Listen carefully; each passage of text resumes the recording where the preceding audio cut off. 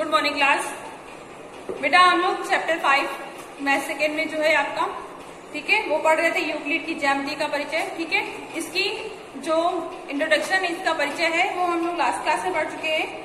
आज की क्लास में हम लोग प्रश्नावली 5.1 के प्रश्न सॉल्व करेंगे। ठीक है, यानी एक्सरसाइज आपकी जो है 5.1।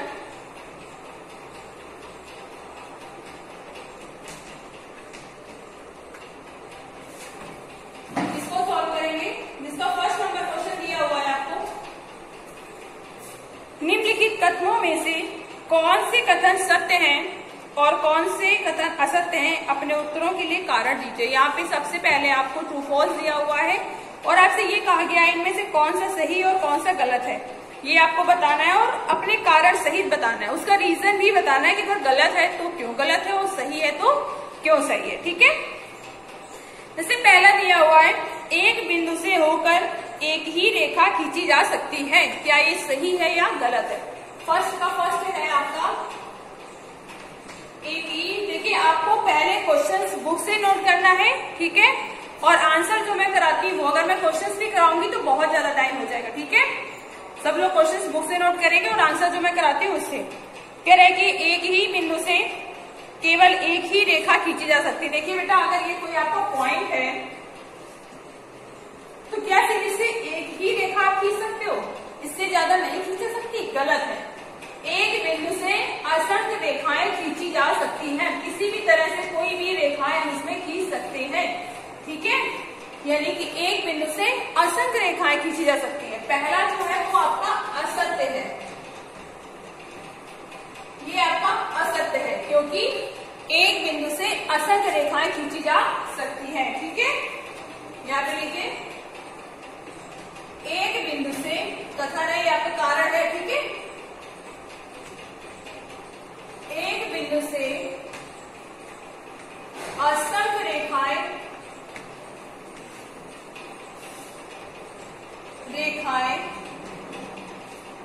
खींची जा सकती हैं।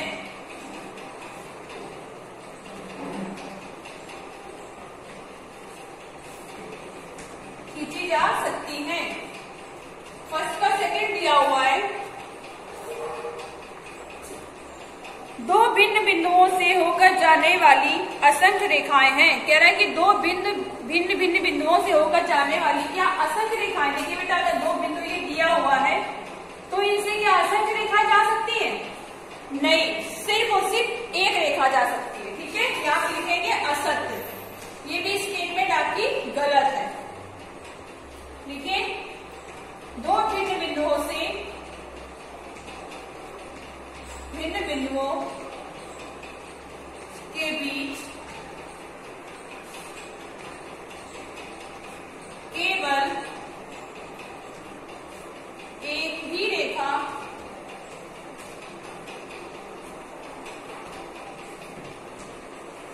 खींची जा सकती है।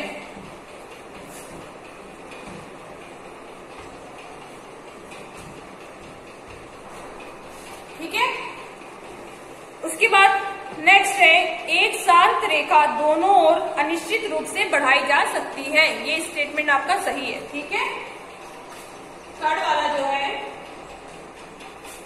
ये आपका सत्य है। देखिए, अगर एक रेखा आपको इस तरह दी हुई है तो इसको हम अनिश्चित रूप से बढ़ा सकते हैं, किसी दोनों साइड से बढ़ा सकते हैं। ठीक है, और ये ऐसा क्यों हो सकता है, क्योंकि जो यूक्लिड की दी हुई है अभिव्यक्ति, उसके अकॉर्डिंग, जो उनकी अभिधारणा है उसके अकॉर्डिंग इसको हम बढ़ा सकते हैं। अभिधारणा सेकंड जो है एक शांत रेखा को अनिश्चित रूप से बढ़ाया जा सकता है। ठीक है, ये आप यहाँ पे लिखेंगे, कथन में कारण जो लिखना है वहां से लिखेंगे अभिधारणा 2 के अकॉर्डिंग। ठीक है, उसके बाद बेटा आपका दिया है नेक्स्ट फोर्थ नंबर, यदि दो वृत्त बराबर हैं तो उनकी त्रिज्याएं बराबर होती हैं। कह रहे यदि दो वृत्त बराबर हैं तो उनकी त्रिज्याएं बराबर होती हैं, ये भी आपका स्टेटमेंट सही है, सत्य है कि अगर दो वृत्त बराबर हैं तो उनकी त्रिज्याएं भी बराबर होती है। ठीक है, इसका रीजन क्या लिखेंगे? इसका रीजन ये लिखेंगे कि जो बराबर वृत्त होते हैं वो आपस में संपाती होते हैं और संपाती वृत्तों की त्रिज्याएं आपस में बराबर होती है। यहाँ पे लिखेंगे दो बराबर वृत्त बराबर वृत्त आपस में संपाती होते हैं,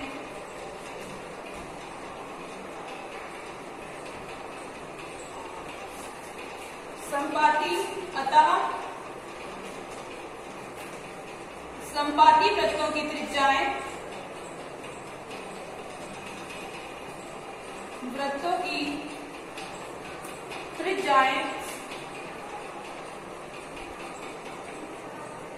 बराबर होती हैं।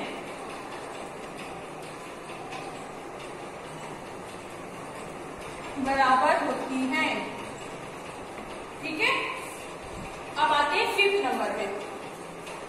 फिफ्थ नंबर आपका दिया हुआ है आकृति 5.9 में यदि AB is equal to PQ और PQ is equal to XY है तो AB बराबर XY होगा। आपका आकृति 5.9 दिया है, AB जो है PQ के बराबर है तो PQ XY के बराबर है, तो बोल रहा है क्या AB XY के बराबर होगा। बिल्कुल सही है, ये आपका सत्य होगा। ठीक है, क्योंकि रेखाएं आपस में क्या है, संपाती है और संपाती रेखाएं आपस में बराबर होती है। ये आपको स्टेटमेंट लिखना है खुद से। ठीक है, ये भी आपका सत्य है। स्टेटमेंट क्या लिखेंगे, क्योंकि जो AB है वो PQ के संपाती है और PQ जो है वो XY के संपाती है, अतः AB जो होगा वो XY के बराबर होगा, क्योंकि संपाती रेखाएं आपस में बराबर होती है। ठीक है, ये स्टेटमेंट आपको लिखना है। उसके बाद बेटा क्वेश्चन नंबर 2 है, निम्नलिखित पदों में से प्रत्येक की परिभाषा दीजिए। क्या इनके लिए कुछ ऐसे पद हैं जिन्हें परिभाषित करने की आवश्यकता है, वे क्या हैं और आप इन्हें कैसे परिभाषित कर पाएंगे। It's your homework. ये क्वेश्चन जो है ये आपका होमवर्क है। परिभाषित किस पदों करना है, समांतर रेखाएं। आप लोग क्लास 6 से पढ़ते चले आ रहे हैं कि समांतर रेखाएं, ठीक है, लंब रेखाएं और रेखाखंड, वृत्त की त्रिज्या, वर्ग, ये 5 वर्ड हैं जिनकी आपको डेफिनेशन लिखनी है, जिनको आपको डिफाइन करना है। ठीक है, देखिए बेटा, समांतर रेखाएं वे रेखाएं होती हैं जिनकी बीच की दूरी सदैव बराबर होती है और वो आपस में कितना भी हम आगे बढ़ा लें कभी भी एक दूसरे को प्रतिच्छेद नहीं करती हैं। मैं सिर्फ और सिर्फ आपको ओरली समझाऊंगी, रिटर्न में आपको करना है। ठीक है, यानी कि समांतर रेखाएं वो रेखाएं होती हैं जिनकी बीच की दूरी सदैव बराबर होती है और वो आगे कितना भी आप मतलब और कभी भी एक दूसरे को प्रतिच्छेद नहीं करती है। ठीक है, लंब रेखाएं क्या होती, लंब रेखाएं वे रेखाएं होती है जो एक दूसरे के साथ 90 अंश का कोण बनाती है, या हम ये कह सकते हैं समकोण बनाती है। ठीक है, वो आपकी लंब रेखाएं होती है। रेखाखंड, देखिए बेटा, रेखाखंड ऐसी रेखा होती है जिसका जो माप होता है, जो मेजरमेंट होता है वो फिक्स होता है, उसको हम बढ़ा नहीं सकते। ठीक है, उसको हम बढ़ा नहीं सकते, यानी कि अगर हमसे ये बोला जाए कि 6 सेंटीमीटर की एक रेखाखंड लीजिए तो रेखाखंड जो है वो आपका फिक्स है कि 6 सेंटीमीटर ही है। और 6 सेंटीमीटर को ऐसा नहीं कि हम 6 सेंटीमीटर को बहुत ज्यादा बढ़ा दें, जो उसका माप है वो आपका फिक्स है। ठीक है, फिर आता है वृत्त की त्रिज्या। अब देखिए बेटा, वृत्त की त्रिज्या क्या होती है। वृत्त की त्रिज्या यानी कि अगर ये सर्कल बना है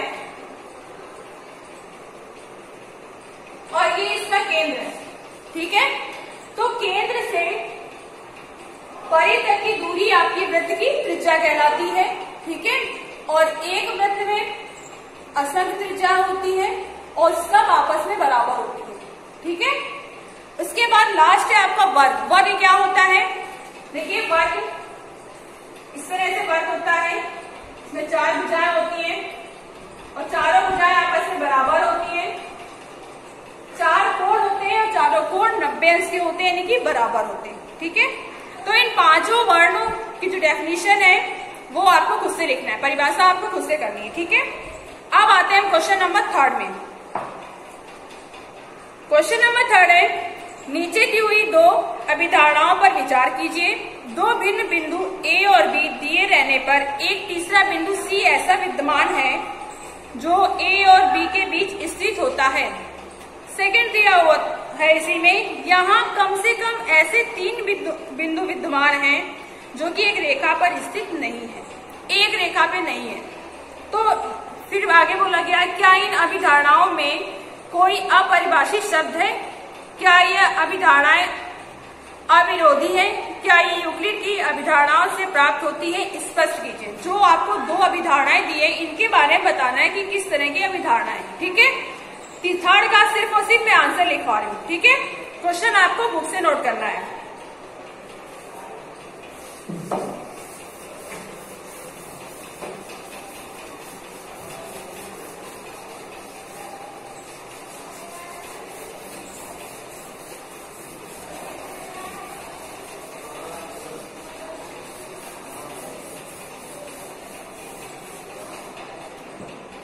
थर्ड लिखिए, थर्ड का आंसर।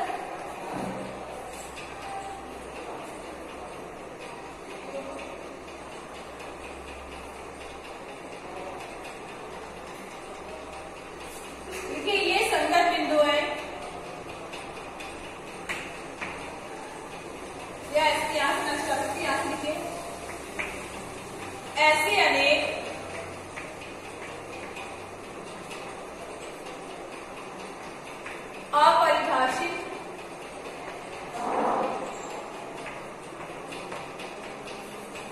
अपरिभाषित शब्द हैं जिनके बारे में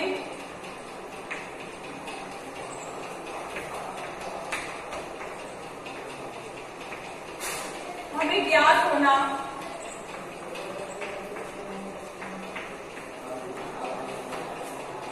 आवश्यक है।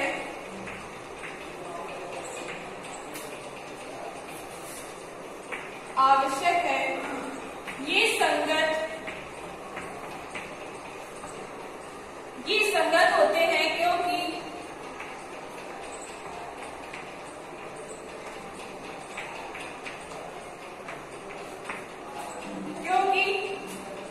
इनमें दो अलग अलग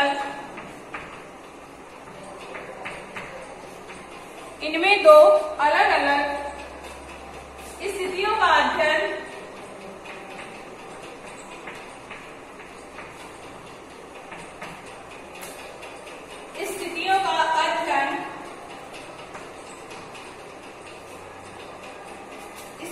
अध्ययन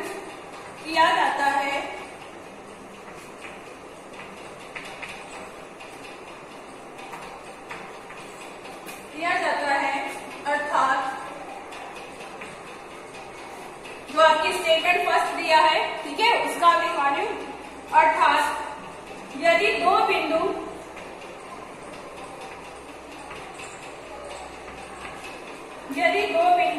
ए और बी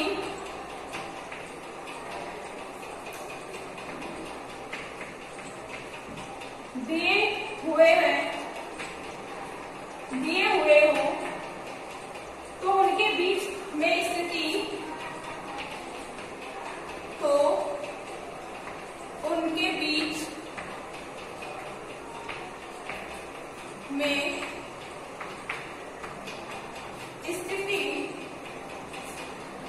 एक बिंदु सी होता है।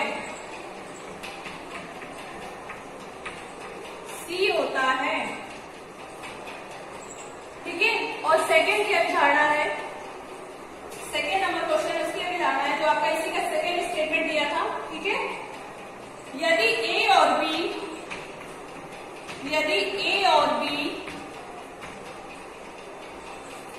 दिए हुए हो तो हम एक ऐसा बिंदु सी ले सकते हैं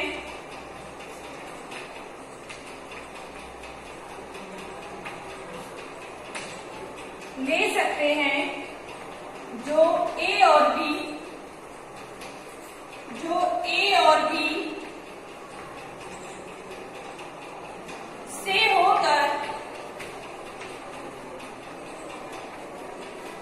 से होकर जाने वाली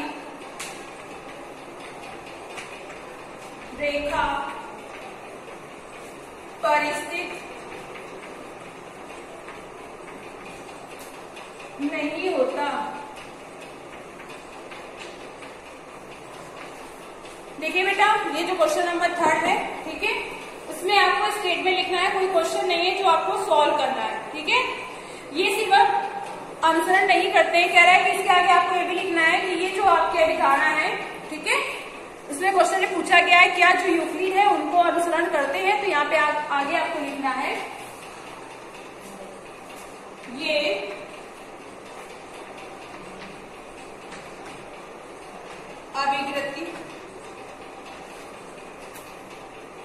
अभिग्रहित बड़ी की मात्रा होगी इसमें यूक्लिड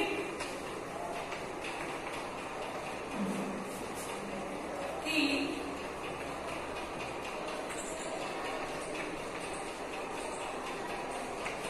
अभिग्रहितों का अनुसरण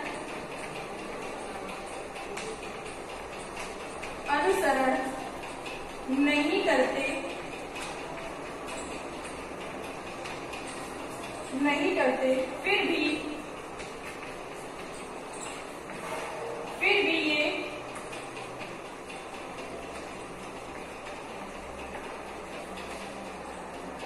अभिग्रहित 5.1 का अनुसरण, जब 5.1 देखेंगे तो उसमें दिया हुआ है तो वही 5.1 का अनुसरण करते हैं, ठीक है। ये आपको क्वेश्चन नंबर 3 में स्टेटमेंट लिखनी है, ठीक है। अब देखिए क्वेश्चन नंबर 4 है आपका,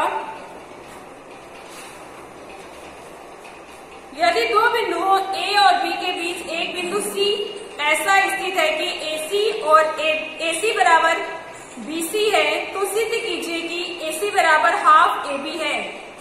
एक आकृति खींचकर इसे स्पष्ट कीजिए। ये क्वेश्चन बेटा आपका होमवर्क है, अगर आपको नहीं आएगा तो आप पूछेंगे, ठीक है, फिर मैं आपको नेक्स्ट क्लास में इसको बताऊंगी, लेकिन पहले इसको आपको ट्राई करना है, खुद से करना है, ठीक है।